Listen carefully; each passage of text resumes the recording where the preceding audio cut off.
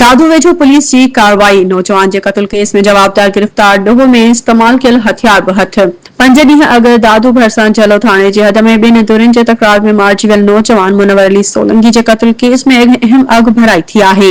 Case में नामज़द मुख्य जवाबदार परवेज़ वल्द रमज़ान सोलंकी खे गिरफ्तार कयो वियो। जांच दौरान संदसि निशानदेही ते डोह में इस्तेमाल कयल राइफल बि हथ कई वई आहे। डोह लाइ कुतुब आंदल हथियार बरामद थियण बाद पुलिस पारां सरकारी फरियाद ते जवाबदार ख़िलाफ़ असला एक्ट तहत जलो थाणे ते अलॻि केस पिणु दाख़िल कयो वियो आहे। जॾहिं त ॼाणायल खून वारे वाक़े जो मक़तूल जे वालिद जी फरियाद ते जलो थाणे में गुनाह नंबर 10/2025 कलम 302, 324, 149, 148, 337 HII ते तहत केस दाख़िल कयल आहे। ॼाणायल केस जी वधीक जांच हलंदड़ आहे, जॾहिं केस में नामज़द ॿियनि जवाबदारनि जी गिरफ़्तारी लाइ पिणु छापा हया पिया वञनि।